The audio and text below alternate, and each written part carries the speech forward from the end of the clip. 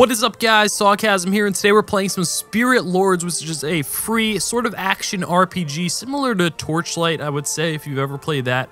Except this is for mobile, so if you have iOS, Android, it's free. You can play it. There are some in-app purchases that you could buy for upgrades and stuff like that. We're just going to show you some gameplay for this. I really like games like this, and I think this is one of the better mobile versions. So right here, I'm just going to pick...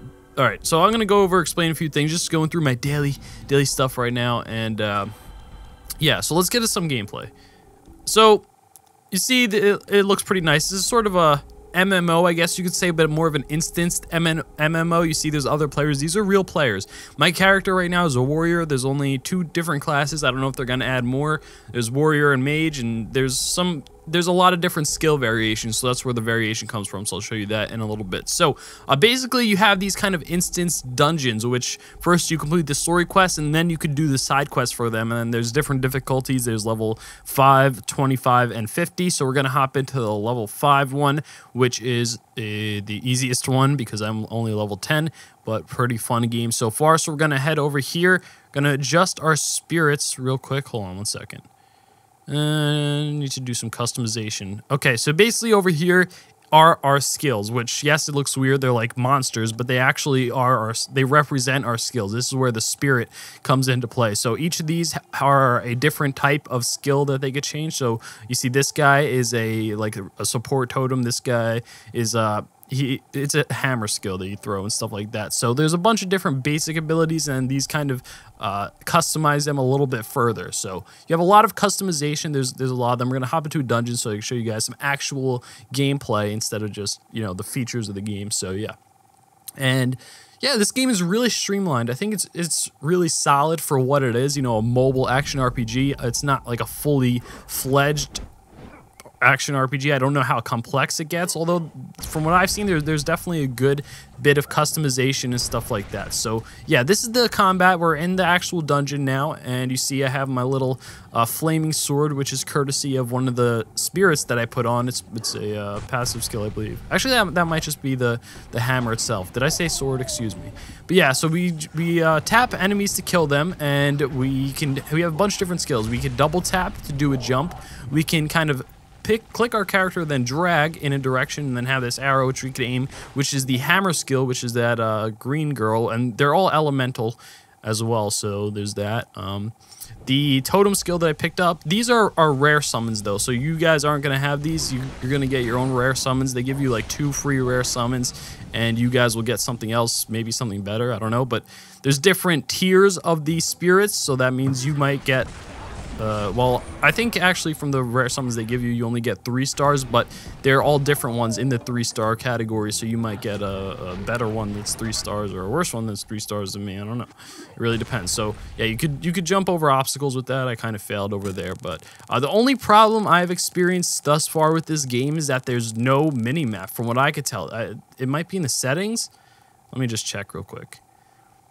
Yeah, I don't even see that in the mini-map. So I mean, I don't even see the mini-map in the settings, so that's really weird that it's a, you know, dungeon crawler without a mini-map, because you could, I mean, it could potentially be pretty easy to get lost and have to backtrack if you don't know where you've been, and then you might be going the completely wrong direction. So if you have short-term memory like me, that could be a problem, but hopefully you just pay attention, you know what the heck is going on. So here, see, I'm using my hammer skill, works pretty well. This skill, the totem, is a buff for all your party members, and it also slows enemies. Clearly, I don't have any party members, but for later levels of the dungeons, later, you know, more difficult content, you definitely will need to party up. And from what I've seen, the people in the chat, which there's a global chat, are very down to party up, and, you know, people are constantly looking for people to play with.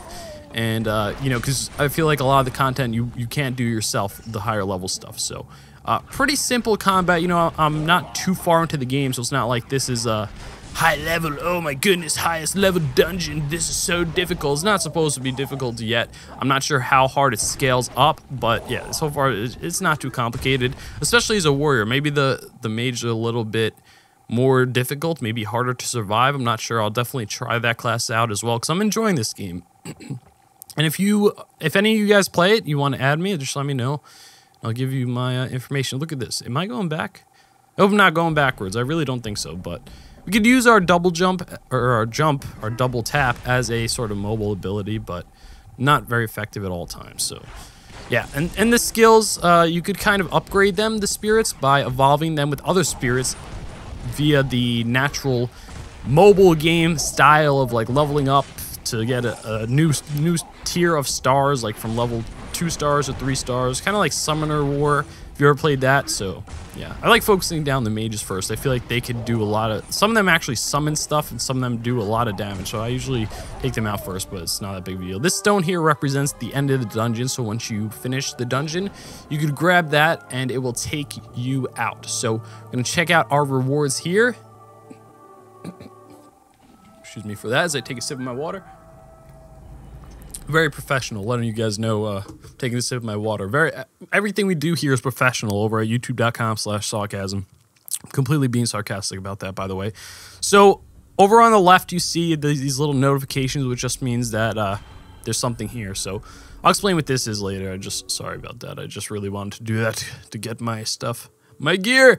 But okay, so we got this one, which is new at the bottom. You see it says new, and it's only a 1 star, so I'm not going to be using it, but I can use it to evolve my other spirits. So say I pick this spirit and I want to power him up to make this one stronger. If I really like this spirit, and spirit is synonymous with skill, then I could use these weaker ones to kind of power it up, level up these other spirits with some coins, and yeah, it gets stronger by leveling it up like that. So you kind of want to give, let's do this blue guy. Because this one, these blue guys, these blue four stars, what they do is give a lot of experience. So now this guy's up to level max. That blue guy that I got from a quest reward, he actually leveled him up a lot, all the way to max. So now if I have other spirits, which are the requirements to evolve, I can actually evolve this guy and get an even stronger spirit. So that's the kind of how the game works. We'll try this guy out. This is the guy you start with, but I just did some upgrade on him. This one I got from a rare summon. And this totem I got from a rare summon, which I don't love the totem, but I think it's the best one. Actually, let's try this one. This one, by the way, you could see what they do. You double click on them. All right, I got to figure out how you see what they do. I don't know. I saw, oh yeah, info. Okay, so and then at the top it shows their skill and what they do. So this one powers up your sword. We're gonna level this guy up with one of these rare fire guys. I don't know exactly what these things are called. But I just know that they're more for fodder than skills. Those things don't give you skills. So we're going to head back in here. So how this works is the first time you run through the instance, you get 1 check. And same thing for the second and third. And then the third time, it'll be kind of a boss run. And then it'll reset and go back to the beginning. So you could keep doing that to get the possible loot, which if you press select, you see over here on the left, it says possible loot. And you could kind of see what exactly you can get from that. What are the drops? And you see the first thing is something that I already got for the drop. And yeah, so also over here we have our equipment, which is very, very standard. You know, not much to say here. It tells you if these things are going to be an upgrade or not. And since these are all, they have the down red arrows, that means they're not going to be upgrades. So I'm just going to sell them off. And yeah, we could also customize our character as we did from the character creation from the start, which is really cool. I like that they don't limit you for that. You know, you can change our hair if you want. I don't think you have to pay for that, like a pay to play upgrade or whatever. No, you could just do it. Okay, so that's really cool. That's really good to know, because sometimes they let you do that in games, but then they actually charge you for that. So kind of dumb, in my opinion. Okay, and one more thing. Bottom right, we have the, wait, no, not the bottom right.